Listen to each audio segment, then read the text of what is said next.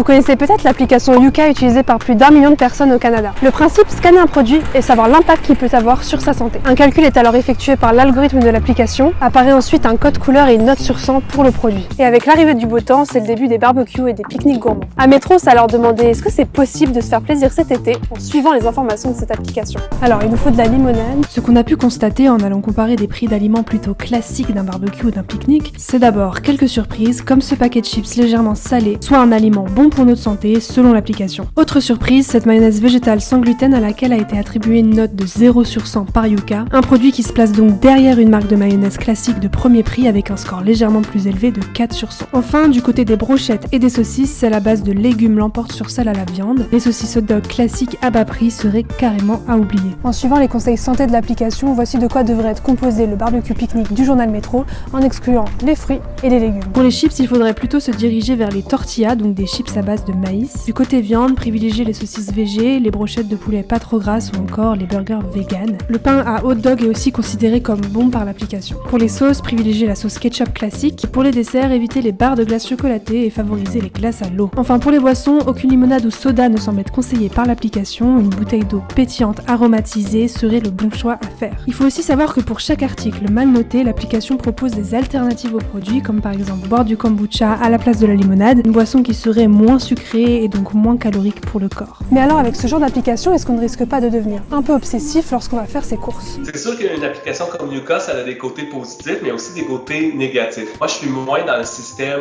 des couleurs comme les feux de circulation. J'aime beaucoup mieux utiliser la neutralité alimentaire. C'est vraiment lorsque on ne dit pas si un aliment est bon pour soi ou est moins bon. Parce qu'en fait, là, il y a des aliments comme la crème glacée, on pourrait dire oui, c'est riche en lipides, en gras, c'est mauvais donc pour la santé, mais ça peut être bon pour la santé psychologique aussi de quelqu'un qui a besoin de réconfort, par exemple, ou c'est son plaisir. Une application comme Yuka, ben c'est sûr que ça peut nous rendre accro un peu à l'information qu'on y retrouve. Là, ça peut instaurer peut-être aussi de la peur et de l'évitement.